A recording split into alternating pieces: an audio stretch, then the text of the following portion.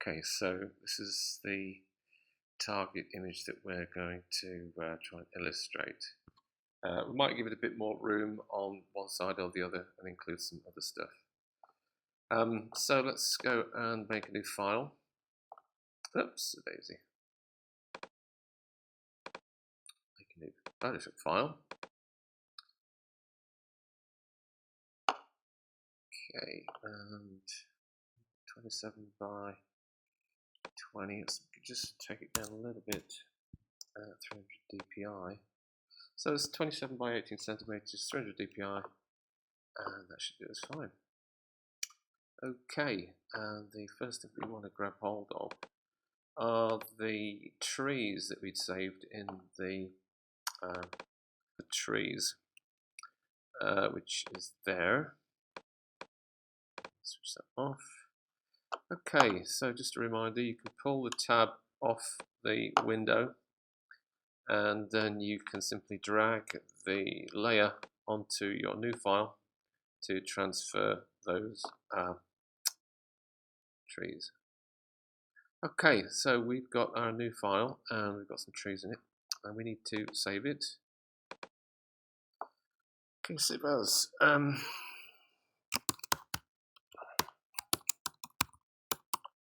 We've got some two. Okay.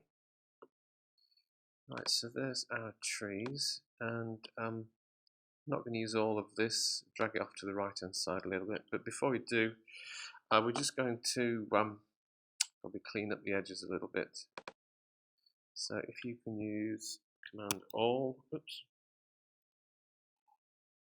or Control All on a PC, and then just click and move the trees a little bit, and you will have the trees selected instead. What I'm going to do is make a new layer, and that new layer we're going to make some fresh trees, because we want trees that are fairly basic. So I just selected a sort of medium brown, and I'm going to switch those trees up now so I can see what I'm doing. Okay, so just keep filling the trees until there's no transparencies. Okay, and Command D or Control D to deselect, and you can also use Command S or Control S to save. I think it's probably better if we just use the trees as they are, because it'll actually make the next part a little bit more understandable, I think. Okay, so what we're going to do is put highlights and shadows on the tree. We're going to move the trees off to the side a little bit, so we've got a bit more space over here. And let's just make a backup copy of that. So duplicate layer. Okay. Trees new. Trees spare. It's often a good idea to make spares to files that you are going to modify considerably. And we are going to modify these trees considerably. So what we're going to do with this is put it into a group. So to create a new group, we need to click on the Create a New Group button. I'll call that Trees Group. And we want our new trees to be part of that group, so just grab that layer, drop it on top of the trees group, and you'll see that that it's now a child of the trees group. And what we want for this layer is to create a new layer that is going to act as a mask. So to do that, we need to go to this menu. So just remember that you don't want to use the new layer from here. It is new layer from the side menu. So just click on new layer. Because we've got this grouped layer selected, it's giving us the option to use previous layer to create a clipping mask. So we'll call this one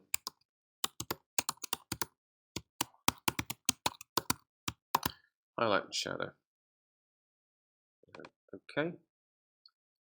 Now the highlight and shadow is where we're going to paint, you guessed it, highlights and shadows. And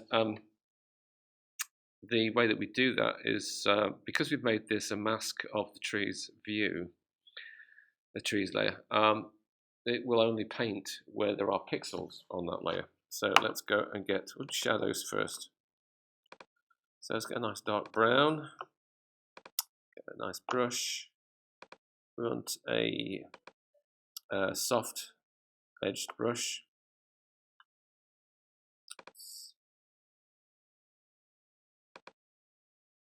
Okay.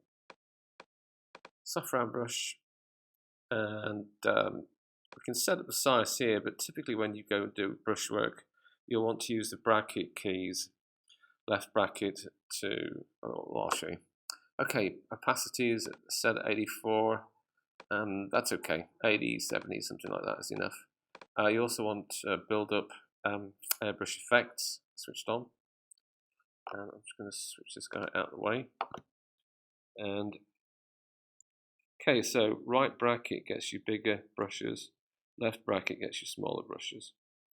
And I'm just going to say that the shadow side is the left side. I think probably got a bit too much on here right there, so let's cut those down a bit. And so you can paint the shadows in without fear of sort of going over the edge, as it were. And as this is a demo, I'm not going to be particularly I don't know, let's go in a bit. I don't have forever to sort of make it, is the thing, so I want to get it done fairly quickly. Okay. And I guess I might have to edit this video down to cut out some of this. Okay, so I'm just putting in shadows a little bit here and there.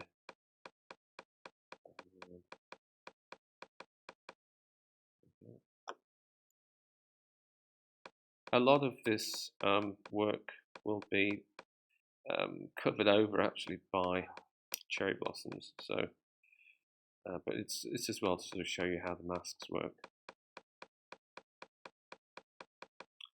how groups work.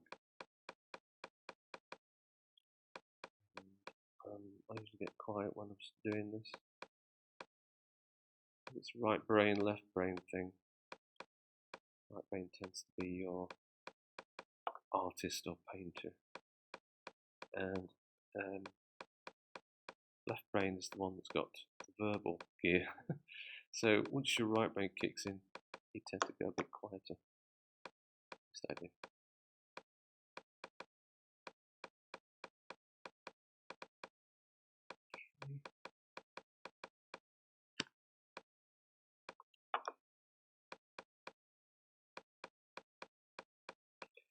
Obviously, you'd spend a lot more time on it than I'm doing here. This is just a demonstration. Okay. Alright, so double click the hand to fit in the screen. And let's go and switch to a light brown so that we can use this for highlights. And my brush as a brush. I'm going to cut the opacity and flow down a little bit here so that we don't get surprised. Okay, so just a little bit of highlighting on the trees. Helps give them a little bit of depth. Don't need a tremendous amount. As I say, a lot of it is going to get covered with the cherry blossom anyhow.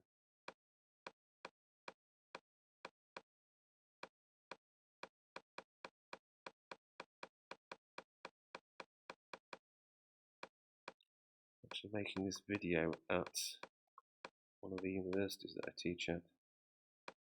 So it's got all the comforts of home, but I wanted to try and make it in time for the class lesson so that it can develop with the classwork that we've done. And hopefully makes it a bit easier to understand. Okay. Alright, so there we are. We've got some highlights and some shadows. And I think that's all we need for now. Okay, so, and Control S or Command S if you're on a Mac. Right. So now we want to put in some background painting of the cherry blossom. So let's make a new layer below it. We'll call this dark pink.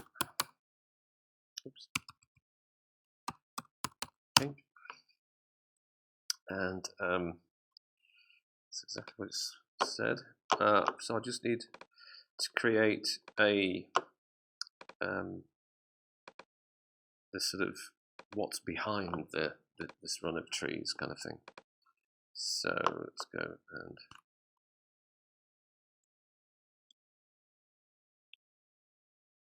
check the whole thing.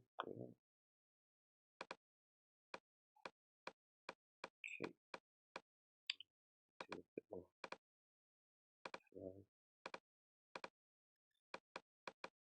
Okay. So all we need is some vague dark pink stuff like that. And then we want to make in a lighter pink.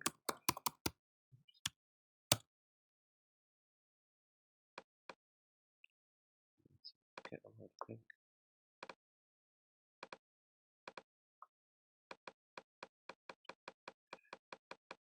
Not light enough really.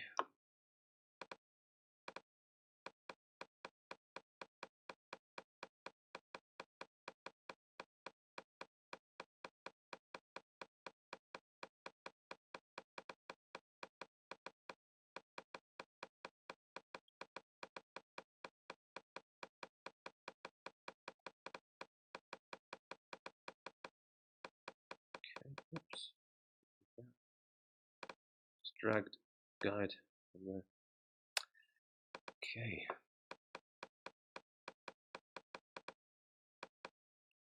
Alright, so then we'll need to have some scattered white.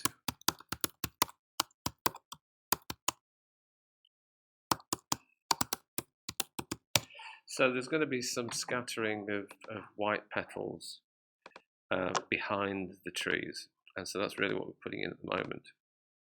The brush we can use for that is where spatter should do it, and we're going to make quite a big spatter.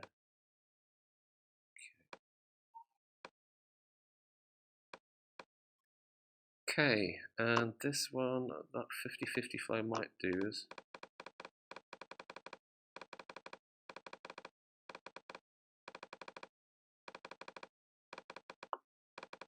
As I say, it's background painting really. So that if there's any, well, there will be kind of holes in the topmost layer of cherry blossom, and so you want to be able to have something behind that looks like cherry blossom to be a convincing sort of background really.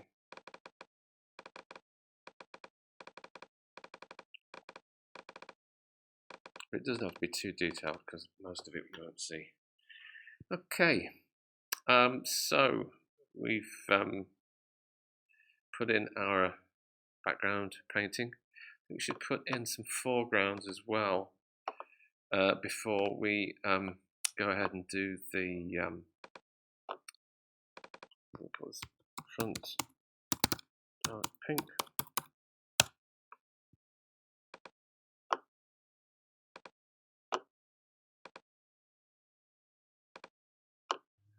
And shall we scatter it?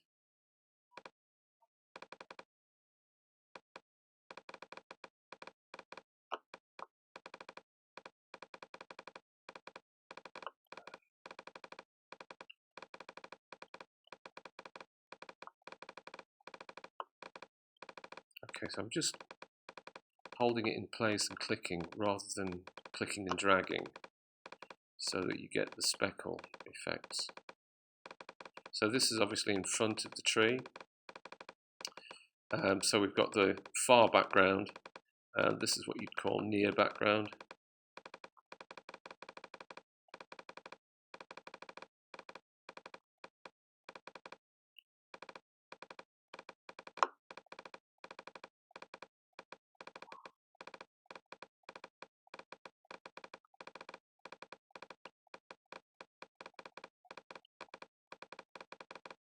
And around the fringes there.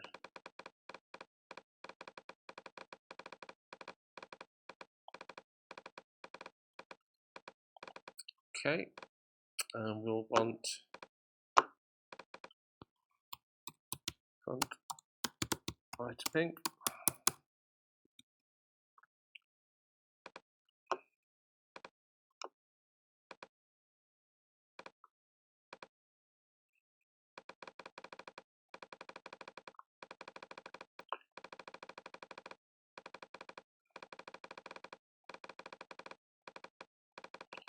So overall effect should be like creating depth.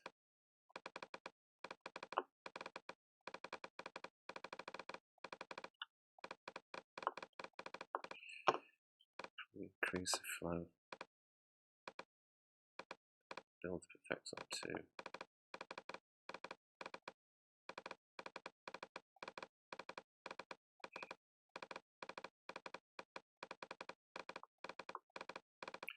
Okay, so the eventual effect is like this kind of depth of cherry blossom.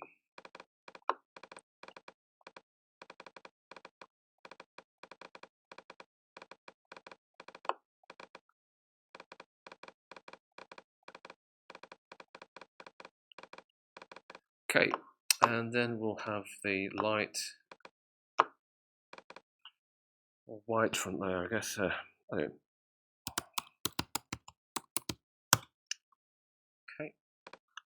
it's not exactly white, it's sort of the brightest one of these petals can get, I suppose.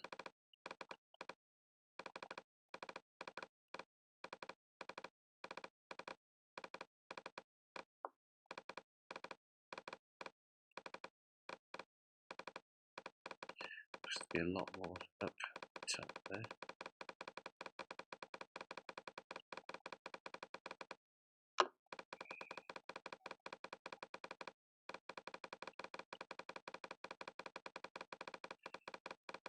Okay. So now we've got a kind of cage of this stuff.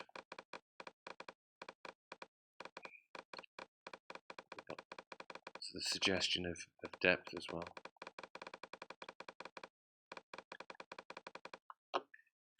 Okay, so that's pretty much our background painting. We're now going to make our special brush. Okay, so let's try it again. We want to find our picture of a cherry tree. So here we are. And to make a special brush, you'll need to zoom in first of all, and you want to try and select something that is just typically like a cherry blossom. So let's go and try these guys. These are quite good. So with the polygon tool, I'm just going to click around the edge of these cherry blossom. And you will need to do this with several definitions. I'll show you what that means in a minute. There we are, back at the beginning. Okay, so this is sort of round. You want to aim for something that will easily fit together with other parts of itself, and you'll understand what that means later on. And what we're going to do here is go to Edit and define Brush Preset. Okay, so we're going to call this Cherry Blossom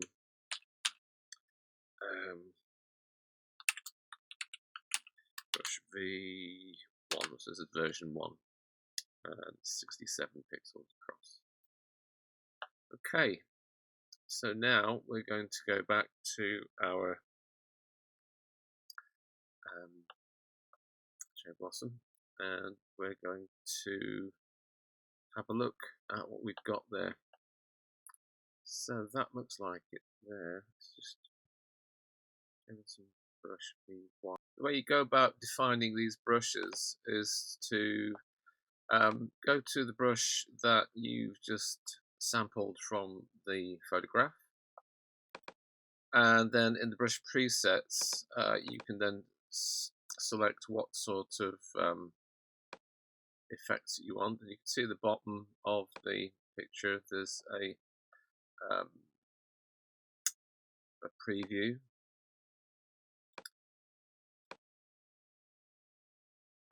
Okay.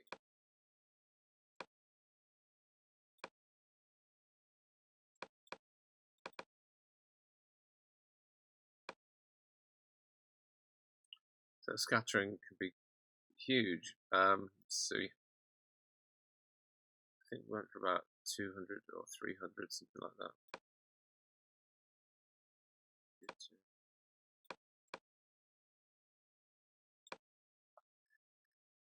Okay, so once you've gotten something that has the rough appearance of the effect that you think is going to work, you can then hit the save preset button.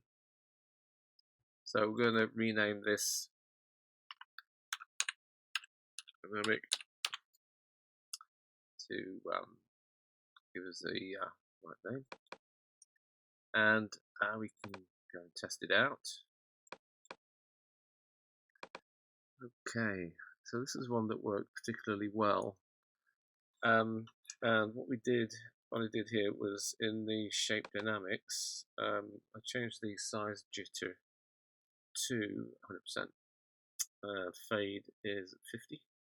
Minimum diameter is 1%. Angle jitter is 100. The control is pen pressure, but you can sort of, you don't really need that.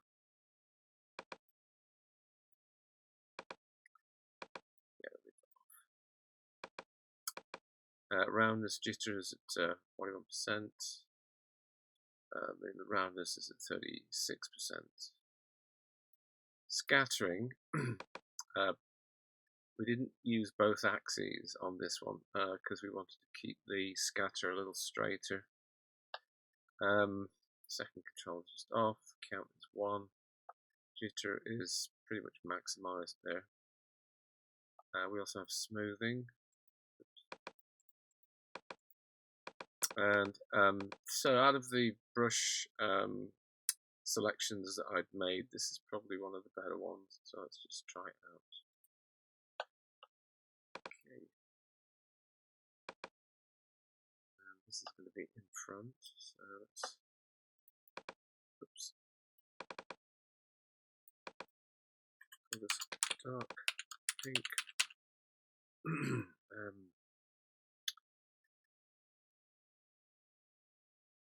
Fine brush. Dark pink defined brush. And so we're working with a full window here. Oops. And brush. We don't want multiply at this stage, we'll just use normal at this stage. We will use multiply later on. We'll use opacity a little bit lower, 60, something like that. Airbrush effects on. I'm going to use the dark pink first of all. And we're going to need a bigger brush than that.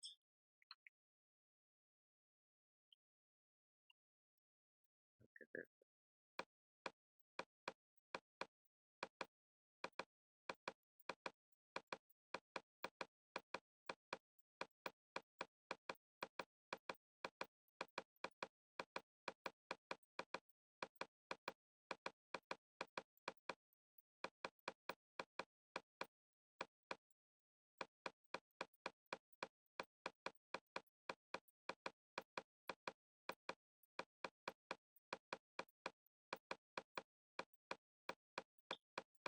Okay, sorry not to be chatty while I'm doing this, but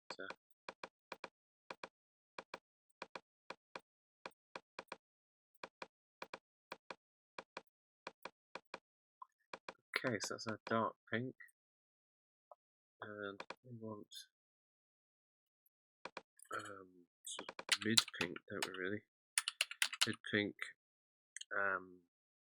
fine brush.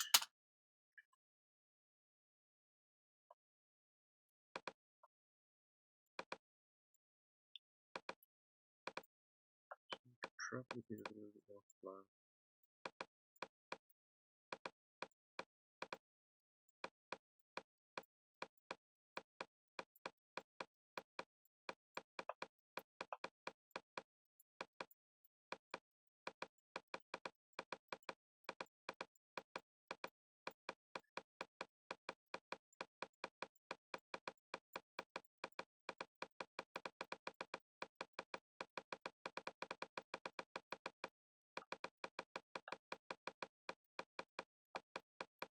Say you have to make, typically when you're trying to find an effect, you don't just sort of get it immediately. You'll need to make several defined brush samples from the cherry blossom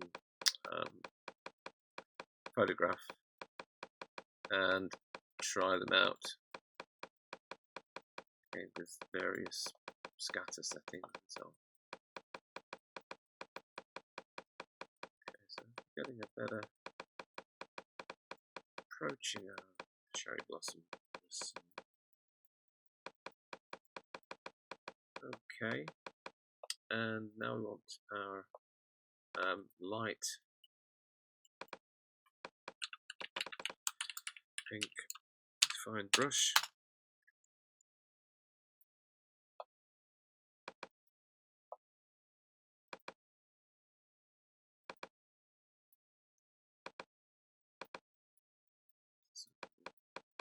Highly lit areas of the cherry blossom.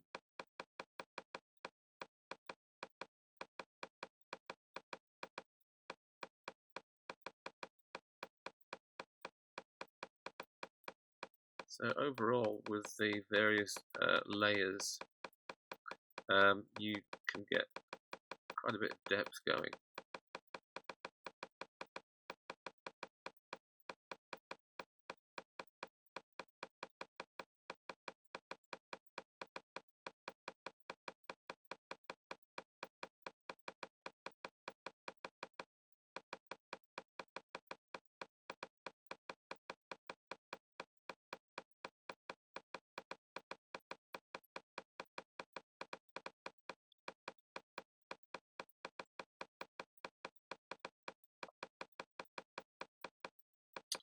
Okay, and Command S or Control S if you're on a PC. Okay, so we've got some, I think we'll leave that there for now. What we need to do is to fill in some of the background areas to really see the effect of the cherry blossom. So what I'm going to do is go to the background, click on the new layer, and we're going to use a basic sky. So in your foreground color, choose a kind of sky blue, light blue. Your background needs to be white, and you need to filter, render clouds. Okay, and that will just get us a basic sort of skyish background. We can darken it up a little at the top, I think, but initially that will be okay. So let's try another dark pink.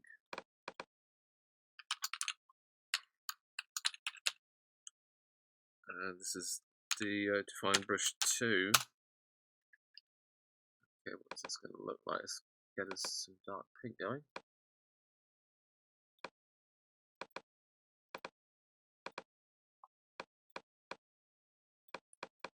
Okay, so not bad.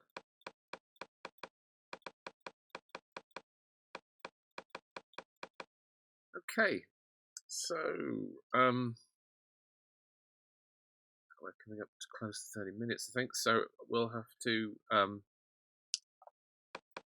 move this here. Actually, that's not bad. Actually, what I'm going to do with that is one second.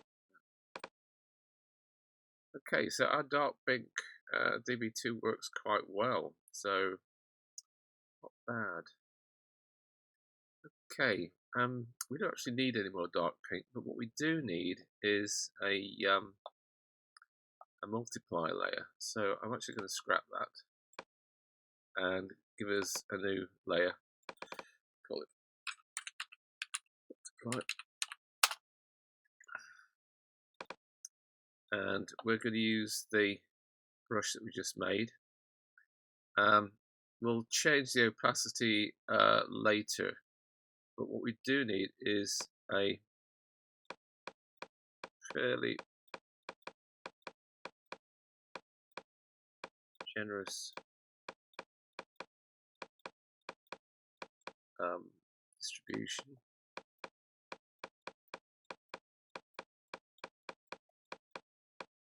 It needs to be everywhere,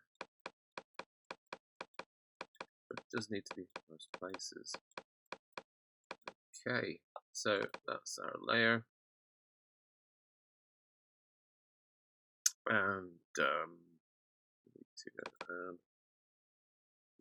multiply and change the opacity. There we go. Okay, to taste. So now we've got our multiply layer in. It gives us a little bit more grittiness. The brush we defined worked quite well, so I'm quite happy with that. Okay, so that's going to be it for part 1, and be sure to tune in for part 2. Okay, see you for now.